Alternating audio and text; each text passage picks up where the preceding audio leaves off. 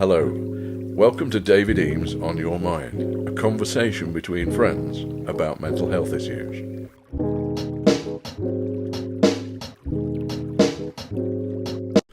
Hello and welcome to the David Eames On Your Mind podcast.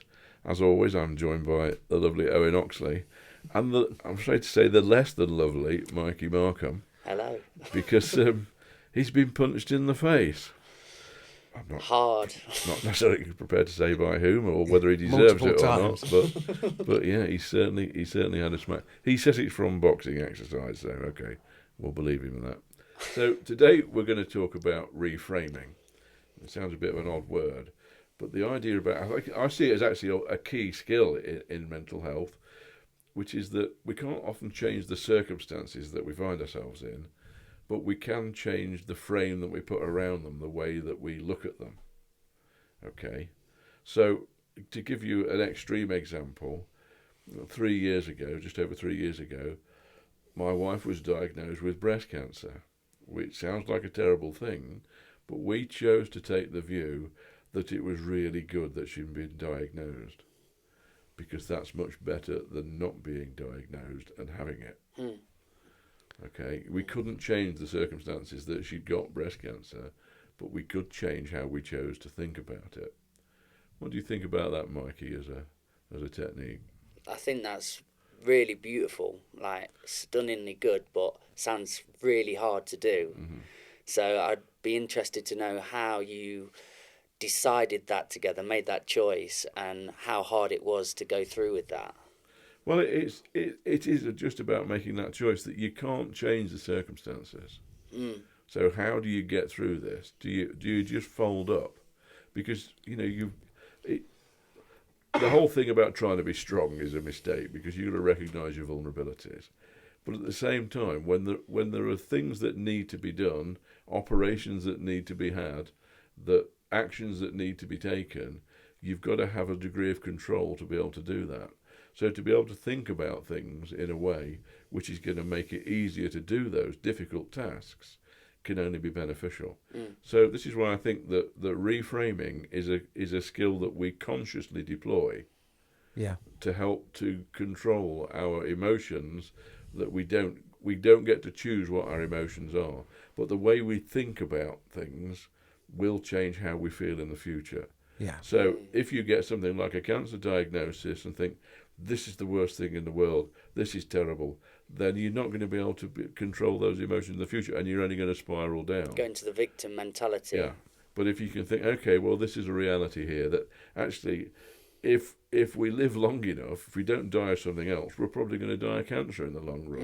It's one of those things that is part of life. Yeah. And accepting the realities of life and then being able to think about them in a positive way, I think is a key technique. And it's not giving up control to someone else or something else, is it? It's managing it yourself. Because I obviously know about the circumstance you're talking about, and I think you're even selling it short because of some of the circumstances that you were facing was a worldwide pandemic just before.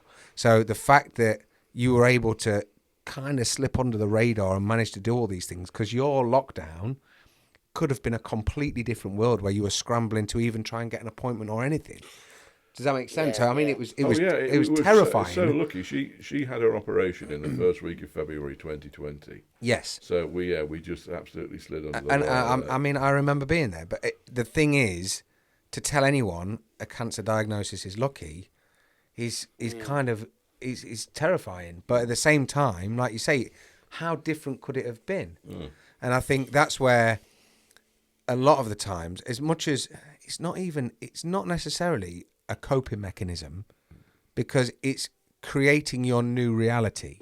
Does that make sense? So you're not just going, okay, well, I don't like flying, so I'll pretend. Yeah. It's a case that you have to work out Become a different person. narrative. Yeah, and instead of you start the day that you're going to be scared going flying, your narrative is now that you're looking forward to the experience when you're there, and breaking it down. Like for me, especially with the kids, I say we're flying to Thailand tomorrow, and my youngest is really scared. But what I'm trying to do is I'm trying to keep certain things for her, like we're going to sit down and we're going to go through her iPad and work out what we're going to download for the flight. We're then going to wait and we're going to work out what we're going to take for playing on the plane and doing whatnot. And then we're going to try and work out where we're going to go in the airport for something to eat. So that essentially her mind is mapped to a different element of areas as opposed to just focusing on, holy shit, this is going to be final destination. And it's one of those things where I think for me, energy is such a key currency. And if you waste your energy, people will waste money and they can see it because they know they've got less money now. But when you waste energy, it's the same thing. So if you can put your time into just worrying and panicking and being scared, it's kind of scary. But at the same time, that's more valuable. And what you did by reframing your energy and stuff into the diagnosis was you kept all of your energy to be able to bring a positivity to it. And that's the best thing that you can do. Does that make sense? Yeah, because I'm not going to be able to help my dear beloved wife if I'm folding up under it. Exactly. And she's the one that's really got to go through it. You know, for me, it's a secondary effect. So when you made that decision, were you living your days, living it to the fullest and sort of going out and being more present by making that reframe? Well, we were just living our life as normal because, you know, we were going to and from the hospital on a very regular basis. Sue was having regular biopsies and all sorts of tests, and it was a difficult time. She was getting, you know, battered from pillar to post, really. Yeah. And, you know, there was concern that it was quite a while for the diagnosis was between Christmas and New Year, and then it was the first week of February before we had the operation, and there were choices about. In the end, it finished up being what's called a bilateral mastectomy, with both breasts removed, which was maybe something could have been done with them. We took the view of, well, let's go for the safest option. Yeah. Because like, kind of, who cares what it looks like? Yeah, I want yeah. you here. Yeah. Wow. And you know, and in the end, you know, the result, you think it's going to be something, you know, awful, but it's just neutral. It's just like, you know, the end result is neutral. It's not terrible at all. Yeah. And she's, you know, she remains in the clear 3 years later. Wow. And it looks like, you know, things went very well. So it's a good outcome. Yeah. I used your reframing when we were struggling with the business and everything, because I did go into full victim mode for a while. It's just all unfair.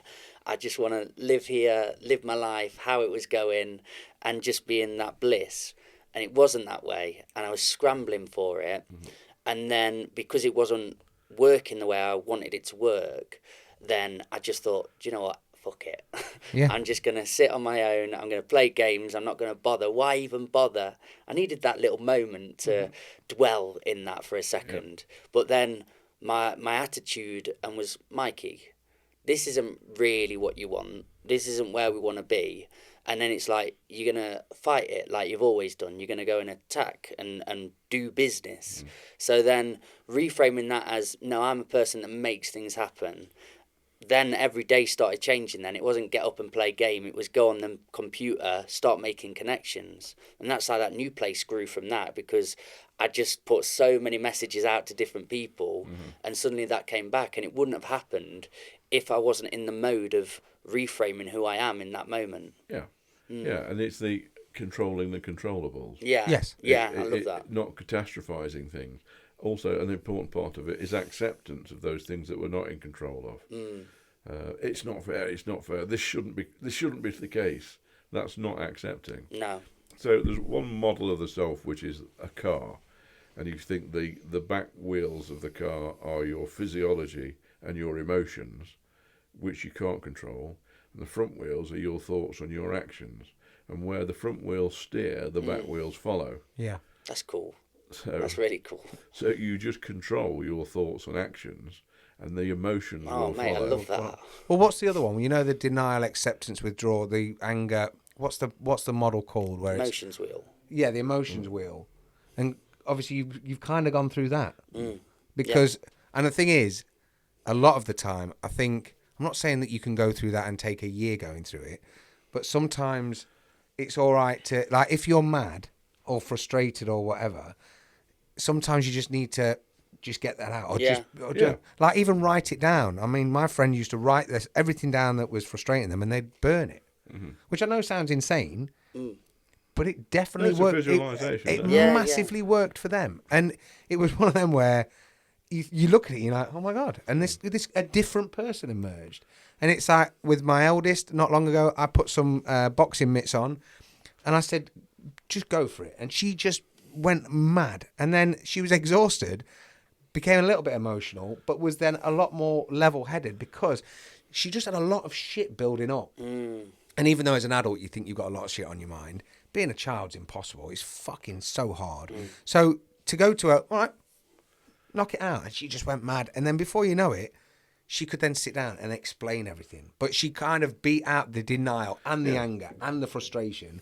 And we were straight back into the, what should I do next? Yeah, because the important part of the acceptance, which allows reframing to take place, is not just accepting the circumstances, but accepting your feelings. Yeah. Because if you're telling yourself you shouldn't be feeling a certain way, shouldn't be getting angry, then you're just trying to suppress stuff that can't really be suppressed. So getting the anger out is great. It's interesting. If someone is of a violent disposition, punching and breaking things only makes things worse. Yeah. But for people who are more repressed in their expression of anger, then that can be very helpful. Yeah. But, even something like dancing or cooking and gardening can be done in an angry way. Exercise in an angry way. Sometimes writing, you don't have to be writing a novel. Just sitting and writing fuck can be helpful. Yeah.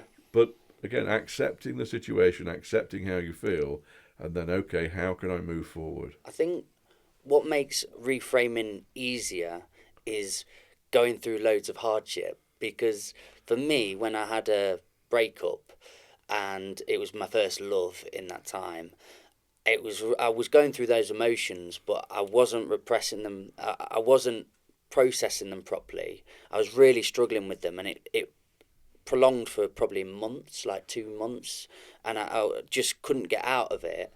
But then the reframing happened. Then it was 2 months later. It's like, actually, oh, you can go out now. You've got a bit more freedom. You can start meeting new people. And that came then. Yeah. And then as life's gone on and I've had more adversity and more challenges and struggles, I can reflect back to that time now where I'm like, remember, I know that took 2 months to get out of, and then we reframed. If you could just do this a little bit quicker, then we can have the good times again, Mikey. Yeah. Does that make sense? The first example you gave there, you didn't use reframing. What you did, you went through a grieving process, and eventually the grief subsided, and you moved on with your life. What I'm talking about reframing is a way of shortcutting that. Yeah. Sometimes. Okay. It doesn't really work. Say with the loss of someone significant to you, I think that there's no way of really shortcutting that. You need to feel all the emotions that are associated with it, and there's a danger in reframing of thinking you're going to try and cut those emotions off. I love that you said which that. Can be unhelpful. That's important. Yeah. Okay. Yeah. So sometimes you do need that process. Yeah, but it's almost on a day-to-day basis. It's just like, that picnic we planned we can't do today. Yeah. That's a disaster. Okay, what we're going to do instead. Context is a little different there, isn't it? Yeah. So things that aren't catastrophic but you see as catastrophic is when reframing can really come in handy. But then times like a death or something of that, it does take a bit of a process to go through. Well, the example I gave, with my wife's cancer diagnosis is kind of catastrophic. Yeah. But you need to function. Yes. Yeah. So it's that thing. Okay, how do I function in the face of this? It is a kind of catastrophe, or appears to be, or has the great potential to be a catastrophe, because at the outset you don't know what the outcome's going to be. There's that big scary word beginning with C, and you think you really don't know where this is going to lead. But you've got to function. So that's why it's a useful tool. You've got to see it's not the answer to everything, and we can't always use it. But if you can, it's a useful tool to deploy.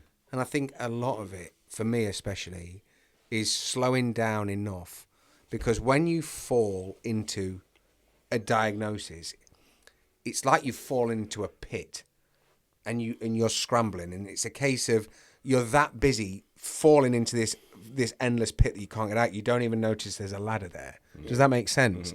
And I think for me, a lot of the times, it's about how much control you have over something, how important that thing is, and then also what's the plan going forward? And a lot of times I find myself talking to myself.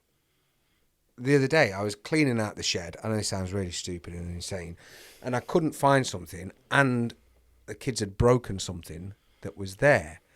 And every part of me, when I first saw it, was kind of triggered to the point where I was like, but then when I looked at it, I was like... The family start to feel the ground rumble. Yeah. Going again. Yeah. But when I was a kid, my mum was an avid collector of Crown Derby, Wedgwood, all the nonsense pottery back in the day that was really important that you should have. And I broke so much of it. And I can remember each bollocking. And I can remember each experience. And I'm not saying that I didn't deserve it because I was doing stupid things. But I looked at this thing that was broken and I was like, I wish I was there. I wish I saw them do it. Because I wish I saw them shit themselves. I wish I saw them panic. Do you know, just that, And I almost started laughing to myself because I thought, I'm the dick. Mate, I've been there. That's a good reframing. Because That's while they're in my shed, which is my space, they've broken this thing. You know, they've gone, there's no way they can put it back together. But they've kind of tried.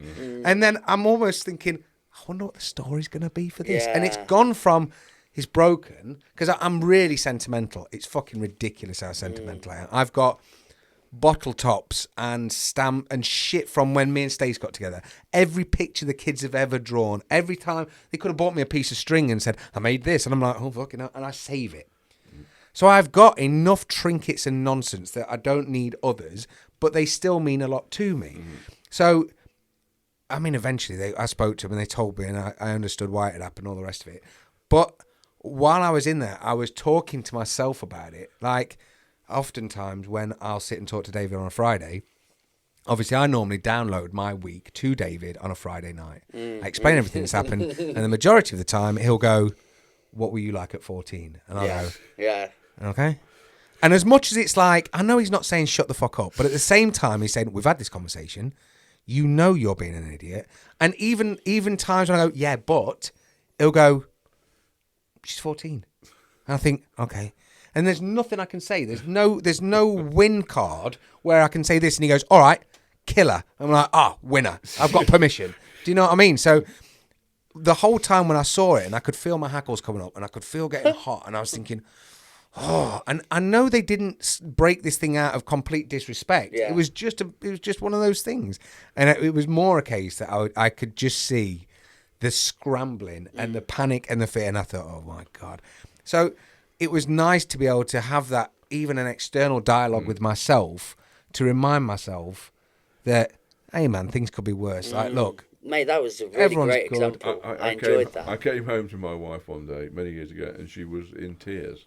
What's the matter, darling? It's that you know that wine glass that your late father gave to us, that you said I really needed to take care of. I've broken it. And I said, oh, it doesn't matter, love. Yeah. And then she got angry with me. She spent all day in tears and worry.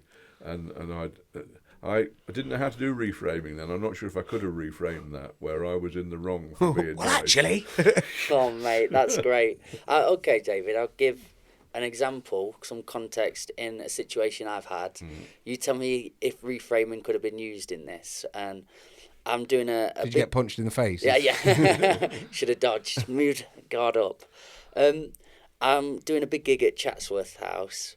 It's for videography and filmmaking. And you've seen all the bits around here. There's a lot to take. I've even took the drone for this because I wanted the big shots of Chatsworth. I took everything I've possibly got, all the lights, everything you can imagine. It's 45-minute drive away. And I get there a good amount of time to set up, so half an hour, 45 minutes, and there's a Olympian horse rider there, right? All cool. Get in, I'm unpacking, and there's no SD cards to film any of the content on, so it doesn't matter how nice the angles are, how nice everything looks, and I've got it all ready. There's no SD cards in there. So I'm just looking down, I'm bright red, I'm hot, I hate myself to absolute smithereens. I'm like, you are the worst human. You're a cockhead. That's how I feel. Fair what? You kind of got it bang on the nose there.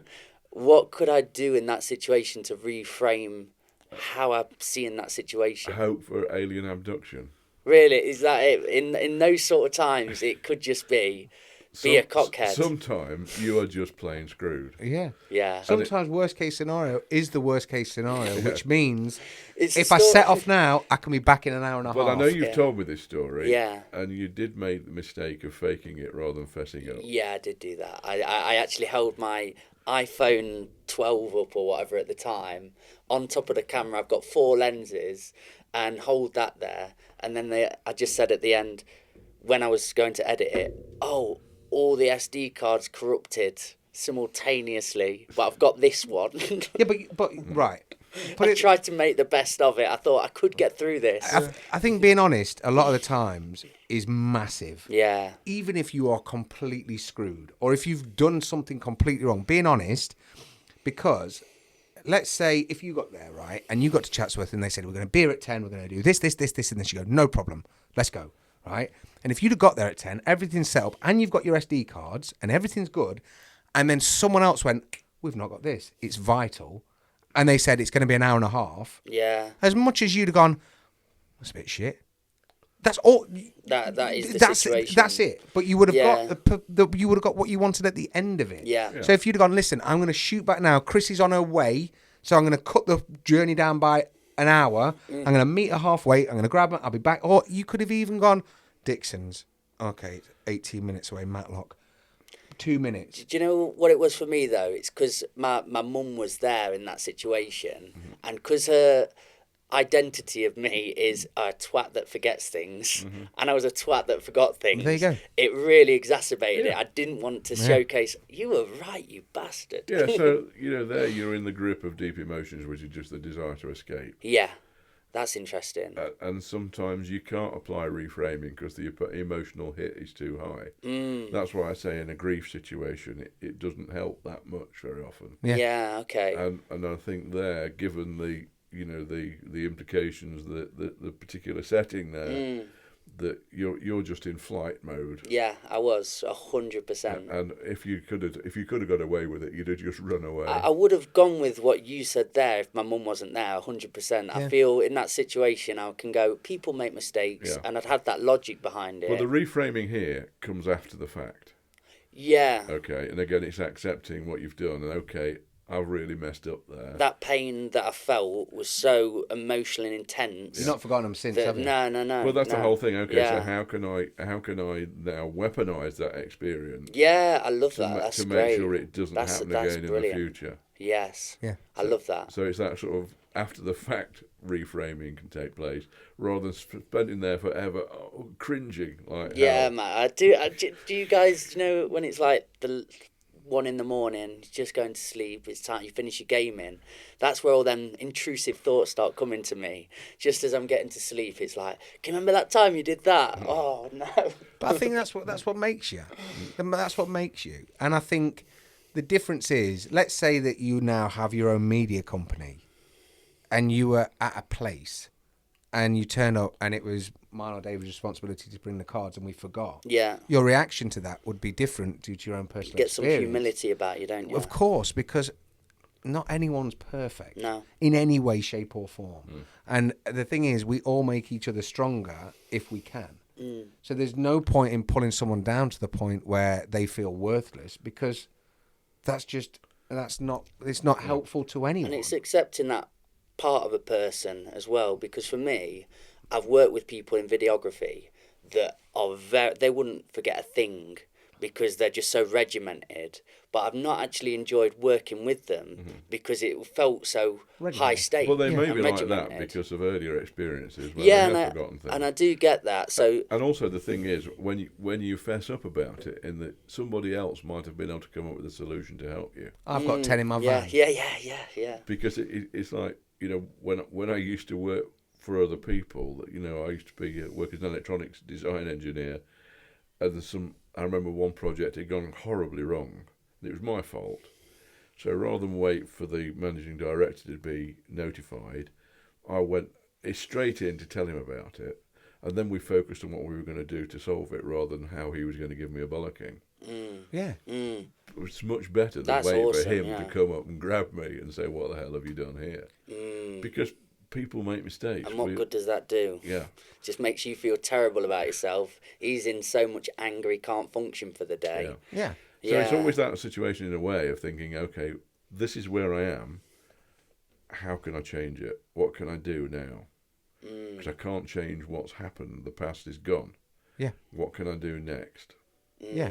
And it just empowers you, doesn't it? It makes me feel really empowered. Every situation, I've got that time to make okay, now we need to problem solve this, or now we need to make this humorous. Yeah, and I think a lot of the times you have to think about where your head's at when things are happening, because I know that a lot of the times, whenever I'm trying to do something, I like to think it's with the best of intention.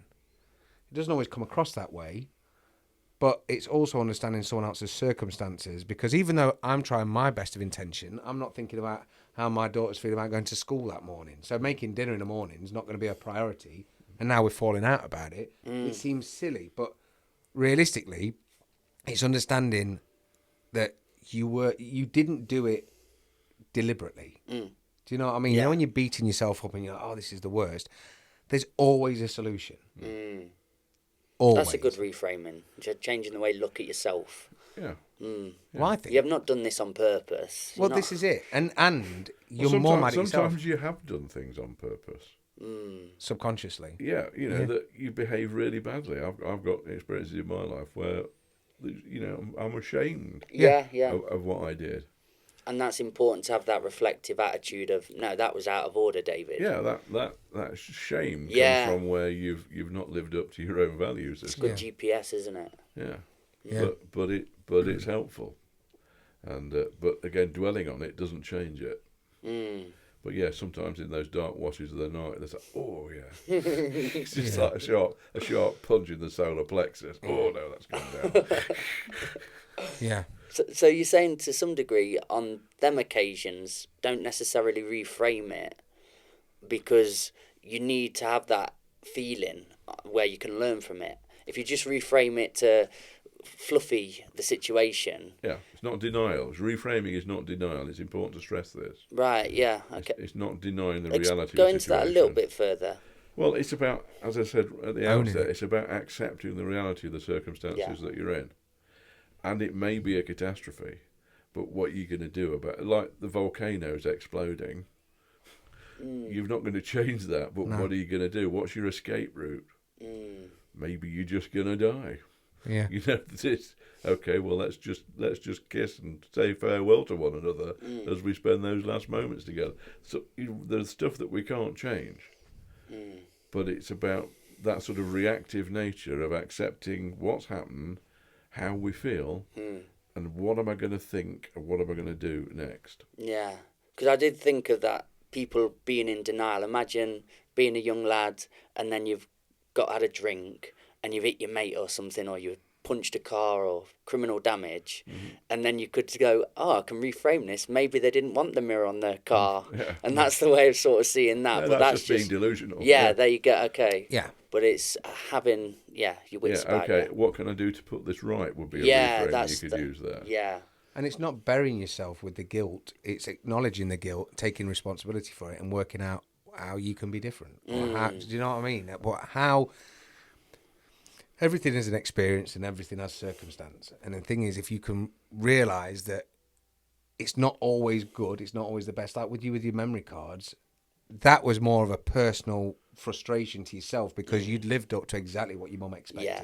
You'd proved her right. Ouch. Which kicked you in the balls twice as hard as anything else ever would. Yeah. But again, it's the currency of the time and energy into worrying about that. Now that's a subconscious thing that is switched on every time. The first and the last thing you check is the memory cards.